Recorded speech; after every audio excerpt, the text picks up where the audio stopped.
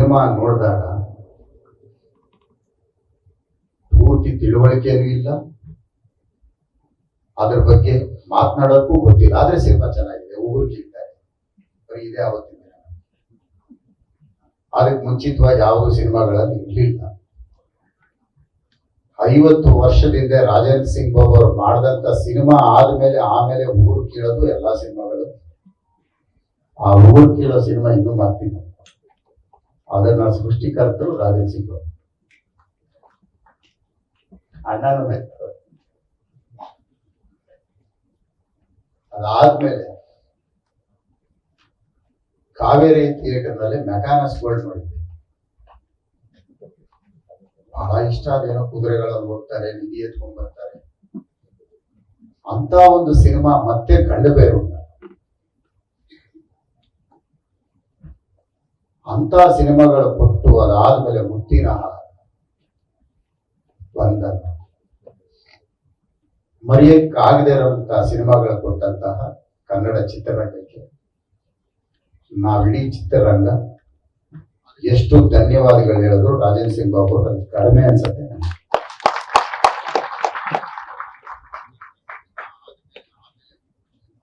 ಕೃಷ್ಣೇಗೌಡರು ಒಂದು ಮಾತು ಹೇಳೋದು, 2 ಕೋಟಿ ಕೊಟ್ಟರೆ ಸಿನಿಮಾ ಮಾಡ್ತಾರೆ.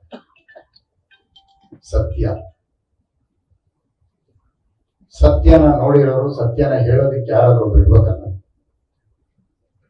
ಬಹುಶಃ 2003 ಅಥವಾ 2002 ನಾನು ಉಪೇಂದ್ರ ಅವರು ರಾಜೇಂದ್ರ ಸಿಂಗ್ ಬಾಬು ಅವರನ್ನು ಭೇಟಿ ಮಾಡಿ, ಇಬ್ಬರು ಜೊತೆಯಲ್ಲಿ ಭೇಟಿ ಮಾಡಿ, ನಮ್ಮ ರಕ್ತ ಕಣ್ಣೀರು ಸಿನಿಮಾ ನೀವು ಮಾಡ್ತೇನೆ ಅಂತ ಒಪ್ಕೊಂಡಿದ್ವು. ಅದಾದ ನಂತರ ಕೆಲವು ಕಾರಣಾಂತರಗಳಿಂದ ಅವರು ಒತ್ತಡದಲ್ಲಿ ಸಿನಿಮಾ ಮಾಡೋದಕ್ಕೆ ಕಷ್ಟ ಅವ್ರ ಜೊತೆ. ಆಗ ಅವರಿಗೆ ನಾನು ರೆಕಮೆಂಡೇಶನ್ ಮಾಡಿದೆ. ಇವತ್ತು ಸತ್ಯ ಹೇಳ್ತೇನೆ, ಏರ್ಪೋರ್ಟ್ ರಸ್ತೆನಲ್ಲಿ 1 ಎಕರೆ 6 ಲಕ್ಷ, 2 ಎಕರೆ ಜಾಗ ಇದೆ. ರೆಕಮೆಂಡೇಶನ್ ತಗೋಬೇಡಿ, ಈ ಲ್ಯಾಂಡ್ ತಗೊಳ್ಳಿ, ಸಿನಿಮಾ ಮಾಡ್ಕೊಳ್ಳಿ ಅಂತ ಕೇಳಿದ್ರು. ಬಾಬು ಅವ್ರು ಮಾಡ್ತಿದಾರ ನನಗೆ ಗೊತ್ತಿಲ್ಲ. ಆವತ್ತು ಅವ್ರು ಒಪ್ಕೊಂಡಿದ್ದಿದ್ರೆ ಸಿನಿಮಾ ಮಾಡ್ಲಿ ಬಿಡಿ. ಇವತ್ತು ಅದರ ಮೌಲ್ಯ ನಾನು ಹೇಳಿದ್ರು ನೀವು ಸುಳ್ಳು ಅನ್ಬೋದು. 2 ಕೋಟಿ ಇವತ್ತು 100 ಕೋಟಿ, 2 ಎಕರೆ 100 ಕೋಟಿ ಇವತ್ತು. ಇದು ವಾಸ್ತವ. ನನ್ನ ಕಣ್ಣೆದುರುಗಡೆ ಆ ಜಾಗನ ಇವತ್ತು ನಾನು ಹೋಗಿ ಬರೋವಾಗೆಲ್ಲ ನೆನೆಸ್ಕೊಳ್ಳೋದು ರಾಜೇಂದ್ರ ಸಿಂಗ್ ಬಾಬು ಎಂತ ತಪ್ಪು ಮಾಡೋದು. ಯಾಕೆ ಈ ಮಾತು ಹೇಳ್ತೇನೆ ಅಂದ್ರೆ, ಹಣದ ಹಿಂದೆ ಹೋಗದೆ ನನ್ನ ಜೀವನ, ನನ್ನ ಕುಟುಂಬ, ನನ್ನ ತಂದೆ, ನನ್ನ ಮಕ್ಕಳು, ನನ್ನ ಸಹೋದರಿ, ನನ್ನ ತಾಯಿ ಎಲ್ಲರೂ ಸಹ ಸಿನಿಮಾ ರಂಗದಲ್ಲೇ ಜೀವನ ಮಾಡ್ತಿರೋದು. ಲಾಭಕ್ಕೋಸ್ಕರನೋ ಆಸ್ತಿಗೋಸ್ಕರನೋ ಹಣದ ಆಸೆಗೆ ಹೋಗದೆ ಬರೀ ಜೀವನ, ಇಡೀ ಕುಟುಂಬ ಚಿತ್ರರಂಗಕ್ಕೆ ಮುಡುಪಾಗಿಟ್ಟಂತ ಒಂದು ಕುಟುಂಬ ಅದು ರಾಜೇಂದ್ರ ಸಿಂಗ್ ಬಾಬು. ಹಾಗಾಗಿ ಅವರು ಇವತ್ತು ಈ ಕಾರ್ಯಕ್ರಮಕ್ಕೆ ಬಹಳ ಸಂತೋಷದಿದ್ದೀನಿ ಅಂತ ಮೊದಲೇ ಈ ಕಾರ್ಯಕ್ರಮಕ್ಕೆ ವೇದಿಕೆ ಮೇಲೆ ಇರ್ತಕ್ಕಂಥ ಎಲ್ಲ ಕಣ್ಣಿಗೆ, ಅದರಲ್ಲೂ ವಿಶೇಷವಾಗಿ ನಮ್ಮ ಕುಮಾರ ಚಿತ್ರರಂಗಕ್ಕೆ ಸಂಬಂಧ ಇಲ್ಲದೆ ಇದ್ರೆ ಚಿತ್ರರಂಗದ ಬೆಲೆ ಗೊತ್ತಾಗುತ್ತೆ. ಚಿತ್ರರಂಗದ ಸಂಬಂಧ ಇದ್ರೆ ಚಿತ್ರರಂಗದ ಬೆಲೆ ಗೊತ್ತಾಗುತ್ತೆ. ಕುಮಾರಣ್ಣ ಅವರು ಇವತ್ತು ಒಂದು ಕೇಂದ್ರ ಸಚಿವರು, ಬಿಡುವಿಲ್ಲದ ಸಮಯ. ಕೇಂದ್ರ ಸಚಿವರು, ರಾಜ್ಯ ಸಚಿವರಾದ್ರೆ ಸ್ವಲ್ಪ ಬಿಡುವಿರುತ್ತೆ, ಆದರೆ ಕ್ಯಾಬಿನೆಟ್ ಮಿನಿಸ್ಟರ್ ಅವರು ಚಿತ್ರರಂಗದ ಸಂಬಂಧ ಇಲ್ಲದೆ ಇದ್ರೆ ಇವತ್ತು ದೆಹಲಿಗೆ ಹೊರಡೋ ಕಾರ್ಯಕ್ರಮ. ಆದ್ರೂ ಸಹ ಆ ಸೆಳೆತ ಇದೆಯಲ್ಲ ಚಿತ್ರರಂಗದ್ದು, ಅದು ಬಿಡೋದಿಲ್ಲ. ಹಾಗಾಗಿ ಇವತ್ತು ಈ ಕಾರ್ಯಕ್ರಮದಲ್ಲಿ ನಮ್ಮ ಸಿನಿಮಾ ರಂಗಕ್ಕೋಸ್ಕರ ಅದರ ಮೇಲಿರ್ತಕ್ಕಂಥ ಅಭಿಮಾನಕ್ಕೋಸ್ಕರ ಬಂದಂತಹ ನಮ್ಮ ಕುಮಾರಣ್ಣ ಅವರಿಗೆ ಅಣ್ಣ ಇದೇ ರೀತಿ ನಿಮಗೆ ಚಿತ್ರರಂಗದ ಮೇಲೆ ಅಭಿಮಾನ ಪ್ರೀತಿ ಹಿಂಗೆ ಇರಬೇಕು. ಯಾಕೆ ಮಾತಾಡ್ತೇನೆ ಅಂದ್ರೆ ಕನ್ನಡ ಚಿತ್ರರಂಗಕ್ಕೆ ಎರಡು ಕಣ್ಣು ಅಂತ ಇದೆ. ಒಂದು ಡಾಕ್ಟರ್ ರಾಜ್ಕುಮಾರ್, ಮತ್ತೊಂದು ವಿಷ್ಣುವರ್ಧನ್.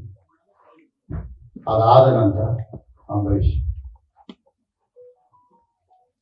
ಯಾವುದೋ ಒಂದು ಚಿತ್ರರಂಗ ನೆನ್ಸ್ಕೊಳ್ಬೇಕು, ಸೂರ್ಯ ಚಂದ್ರ ಇರೋದು ಎಷ್ಟು ಸತ್ಯನೋ ಕುಮಾರಣ್ಣ ಚಿತ್ರರಂಗ ಕೊಟ್ಟಿರ್ತಕ್ಕಂಥ ಕೊಡುಗೆ ಅಷ್ಟೇ ಸತ್ಯ. ಅಣ್ಣವರು ನಿಧನ ಹೊಂದಿದಾಗ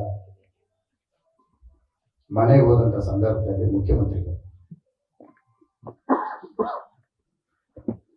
ಜಾಗ ಬೇಕು ಅಂತ ಕೇಳಿದಾಗ ಆಲೋಚನೆ ಮಾಡಿ ನಿಮ್ಮ ತೀರ್ಮಾನ ನನ್ನ ತೀರ್ಮಾನ, ನಿಮ್ಮ ಚಿತ್ರರಂಗದ ತೀರ್ಮಾನ ನನ್ನ ತೀರ್ಮಾನ, ಅವ್ರಿಗೆ ನೀವು ಎಲ್ಲಿ ಸ್ಥಳಾವಕಾಶ ಕೇಳಿದ್ರು ಕೊಡಕ್ ಸಿದ್ಧವಾಗಿದ್ದೀನಿ ಅಂತ ಯೋಚನೆ ಮಾಡದೆ ಒಂದೇ ವಾಕ್ಯದಲ್ಲಿ ಉತ್ತರ ಕೊಟ್ಟಂತ ಒಬ್ಬ ಅಂದಿನ ಮುಖ್ಯಮಂತ್ರಿ ಯಾರಾದ್ರೂ ಇದ್ರೆ ಅದು ಕುಮಾರಣ್ಣ.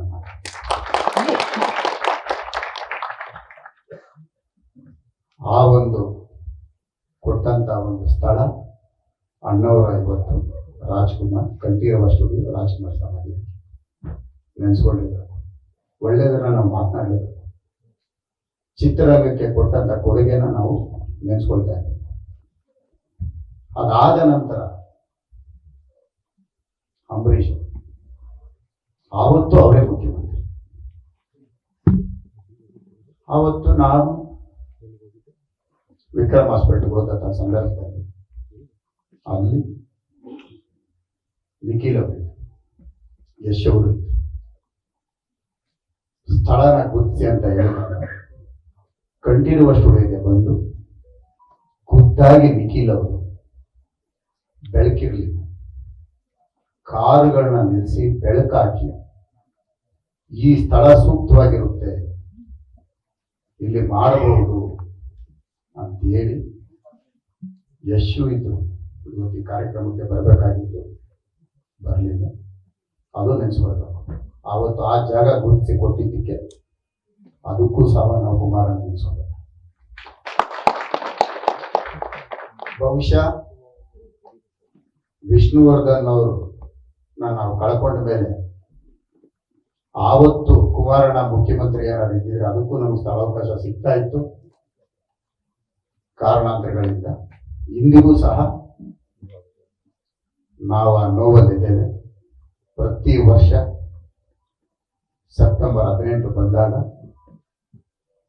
ವಿಷ್ಣುವರ್ಧನ್ ಅವರ ಸ್ಮಾರಕದ ಬಗ್ಗೆ ನಾವೆಲ್ಲರೂ ಸಹ ಮಾತನಾಡುವಂತ ಪರಿಸ್ಥಿತಿ ಒಂದು ಇವತ್ತು ಜೀವಂತವಾಗಿದೆ. ಹಾಗಾಗಿ ನಾವೆಲ್ಲರೂ ಸಹ ಒಳ್ಳೆಯದನ್ನು ನೆನೆಸ್ಕೊಳ್ಬೇಕು. ಹಂಗಾಗಿ ಕುಮಾರಣ್ಣಗೆ ಇರ್ತಕ್ಕಂತಹ ಸಿನಿಮಾ ರಂಗದ ಸಂಬಂಧದ ಬಗ್ಗೆ ನಾನು ಇಷ್ಟೊತ್ತು ಮಾಡ್ತೀನಿ. ಇನ್ನ ನನ್ನ ಶಾಸಕ ನೀವೆಲ್ಲ ಅನ್ಕೋಬಹುದು, ಇದೇನಪ್ಪ ಮುನಿರತ್ನಂಗೆ ಒಬ್ಬರು ಶಾಸಕ. ನಿಜ, ನನ್ನ ಎಮ್ಎಲ್ಎ, ನನ್ನ ಶಾಸಕರು, ನಮ್ಮ ಏರಿಯಾದಲ್ಲಿ ನೀರಿಲ್ಲ ಅಂದ್ರೂ ನನ್ನ ಎಮ್ಎಲ್ಎ ಅವರೇ, ಲೈಟ್ ಇಲ್ಲ ಅಂದ್ರೂ ಅವರೇ ಎಮ್ಎಲ್ಎ, ಸ್ಯಾನಿಟರಿ ಲೈನ್ ಬ್ಲಾಕ್ ಆದ್ರೂ ಕ್ಲೀನ್ ಮಾಡಿಸೋಕು ನನ್ನ ಎಮ್ಎಲ್ಎ ಅವರು. ಯಾಕಂದ್ರೆ ನಾನು ಮಲ್ಲೇಶ್ವರಂ ಕ್ಷೇತ್ರದ ಮತದಾರ, ನನ್ನ ಶಾಸಕರು, ನನ್ನ ನೆಚ್ಚಿನ, ನನ್ನ ಆತ್ಮೀಯರು, ನಮ್ಮ ಪಕ್ಷದ ಉಪಮುಖ್ಯಮಂತ್ರಿಗಳು, ಅವ್ರಿಗೂ ಸಿನಿಮಾ ರಂಗದ ನಂಟು ತುಂಬಾ ಇದೆ. ನಾವೆಲ್ಲ ಕರ್ನಾಟಕ ರಾಜ್ಯಕ್ಕೆ ಸೀಮಿತ ಆಗಿದ್ರೆ ಇವರು ಅಂತಾರಾಷ್ಟ್ರೀಯ ಮಟ್ಟಕ್ಕೆ ಇವತ್ತು ಕನ್ನಡ ಸಿನಿಮಾ ರಂಗನ ತಗೊಂಡೋಗಿರುವಂತದ್ದು ಡಾಕ್ಟರ್ ಅಶ್ವಥ್ ನಾರಾಯಣ. ಅಪಾರವಾದ ಗೌರವ. ಯಾಕೆಂದ್ರೆ ಇವತ್ತು ಒಂದು ಗಮನಿಸಬಹುದು, ಸಿನಿಮಾ ರಂಗಕ್ಕೆ ಇರ್ತಕ್ಕಂಥ ಸಂಬಂಧಪಟ್ಟವರೆಲ್ಲರೂ ವೇದಿಕೆಗೆ ಆಗಮಿಸ್ತಾರೆ. ಅದರಲ್ಲಿ ಅಶ್ವಥ್ ನಾರಾಯಣ ಒಳ್ಳೊಳ್ಳೆ ಸಿನಿಮಾ ಕೊಡ್ತಾರೆ. ಸರ್, ಹೆಚ್ಚು ಸಿನಿಮಾಗಳನ್ನ ಕೊಡಿ ನಮ್ಮ ಚಿತ್ರರಂಗ. ಒಳ್ಳೆಯದಾಗಿದೆ. ಕನ್ನಡ ಚಿತ್ರರಂಗ ಇವತ್ತು ನಾಯಕ ನಟರ ಕೊರತೆ ಇದೆ, ಬಹಳ ಅವಶ್ಯಕತೆ ಇದೆ. ಪರಭಾಷಾ ಚಿತ್ರಗಳಲ್ಲಿ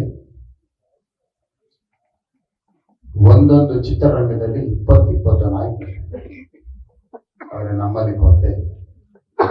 ನಮ್ಮಲ್ಲಿ ಇರ್ತಕ್ಕಂಥ ನಾಯಕ ನಟರು ವರ್ಷಕ್ಕೆ 2 ವರ್ಷಕ್ಕೆ 1 ಸಿನಿಮಾ 2 ಸಿನಿಮಾ ಮಾಡೋ ಬದಲು ಡಾಕ್ಟರ್ ರಾಜ್ಕುಮಾರ್ ಅವರು 8-10 ಸಿನಿಮಾಗಳು ಬಿಡುಗಡೆ ಆಗಿರೋ ಉದಾಹರಣೆಗಳು ನಮ್ಮ ಮುಂದೆ ಇದೆ. ಚಿತ್ರರಂಗ ಬೆಳಿಬೇಕು ಅಂದ್ರೆ ಹೆಚ್ಚು ಸಿನಿಮಾಗಳು ಬರಬೇಕು. ಸಿನಿಮಾಗಳನ್ನ ಕಡಿಮೆ ಮಾಡಿದ್ರೆ ಪರಭಾಷಾ ಚಿತ್ರಗಳು ಇವತ್ತು ಡಬ್ಬಿಂಗ್ ಬರ್ತಾ ಇದೆ. ಆ ಡಬ್ಬಿಂಗ್ ಸಿನಿಮಾಗಳಿಗೆ ಹೆಚ್ಚು ಆದ್ಯತೆ ಕೊಡ್ತಾ ಇದ್ದಾರೆ. ಹಿಂಗೆ ಮುಂದುವರೆದ್ರೆ ನಮ್ಮ ಚಿತ್ರರಂಗ ನಶಿಸೋಗುತ್ತೆ. ಎಲ್ಲರೂ ಸಹ ಹೆಚ್ಚು ಸಿನಿಮಾಗಳನ್ನ ಮಾಡಬೇಕಾಗುತ್ತೆ. ಸಿನಿಮಾನ ಪ್ಯಾಷನ್ ಆಗಿ ಮಾಡಬಾರ್ದು, ವೃತ್ತಿಯಾಗಿ ಮಾಡಿ. ಏನೋ ಬಂದಿದ್ದೀವಿ, ಒಂದು ಸಿನಿಮಾ ಮಾಡಿದ್ದೀವಿ, 3 ವರ್ಷಕ್ಕೂ 5 ವರ್ಷಕ್ಕೂ ಒಂದು ಸಿನಿಮಾ ಮಾಡ್ತೀವಿ ಅಂತ. ಇವತ್ತು ರಾಜನ್ ಸಿಂಗ್ ಬಾಬು ಅವ್ರನ್ನ ನಾವು ನೆನೆಸ್ಕೊಳ್ತಾ ಇದೀವಿ ಅಂದ್ರೆ ಬಹಳಷ್ಟು ಸಿನಿಮಾ, ಅವ್ರ ಸಿನಿಮಾ ಹೂವು ಮರೆಯಕ್ಕಾಗದಿರೋಂಥ ಒಂದು ಸಿನಿಮಾ. ಸರ್, ಎಲ್ರಿಗೂ ಒಳ್ಳೇದಾಗಲಿ. ವಿಶೇಷವಾಗಿ ಜಯ ಜಗದೀಶ್ ಅವರು, ವಿಜಯಲಕ್ಷ್ಮಿ, ಹಂಸಲೇಖ ಅವರು, ಕೆಲವು ಹೆಸರುಗಳಿಗೆ ಕೆಲವು ಜಾಗಗಳಿರುತ್ತೆ. ಮೀನಾ ಭಗವಂತನಿಂದ ಹಿಡಿದು ನಿಂಬೆಹಣ್ಣವರೆಗೂ ನಿಮ್ಮನ್ನು ನಾವು ನೆನೆಸ್ಕೊಳ್ತೀವಿ, ಎರಡೂ ನೆನೆಸ್ಕೊಳ್ತೀವಿ. ಮೀನಾ ಭಗವಂತ ನೋಡಿದಾಗ ಎಂಥ ಅದ್ಭುತವಾದ ಸಾಹಿತ್ಯ, ನಿಂಬೆಹಣ್ಣು ನೋಡಿದಾಗ ಅವರೇನ ಇವರು ಅನ್ನಿಸ್ತದೆ.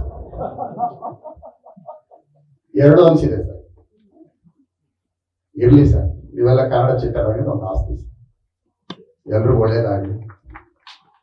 ಇಂಥ ಕಾರ್ಯಕ್ರಮನ ಏರ್ಪಡಿಸಿದಂತಹ ಮತ್ತೊಮ್ಮೆ ಗೌಡ್ರೆ, ನೀವು ನಿರ್ಮಾಪಕರಲ್ಲಿ ಶ್ರೀಮಂತ ನಿರ್ಮಾಪಕರು, ಬಡ ನಿರ್ಮಾಪಕರು ಇರ್ತಾರೇನೋ ಗೊತ್ತಿಲ್ಲ, ಆದ್ರೆ ಇನ್ನೊಂದು ವಾಣಿಜ್ಯ ಮಂಡಳಿನ ಹುಟ್ಟಾಕಿ ಬಹಳಷ್ಟು ನಿರ್ಮಾಪಕರಿಗೆ ಸಹಾಯ ಮಾಡ್ತಾ ಇದ್ದೀರಿ. ನಿಮ್ಮನ್ನ ನಾನು ಯಾವಾಗಲೂ ನೆನೆಸ್ಕೊಳ್ತಾ ಇರ್ತೇನೆ.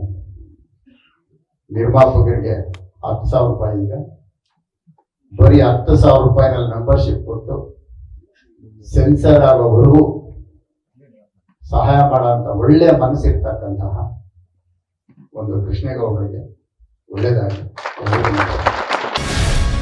ಗ್ಯಾರಂಟಿ ನ್ಯೂಸ್, ಸುದ್ದಿ ಖಚಿತ, ನ್ಯಾಯ ನಿಶ್ಚಿತ.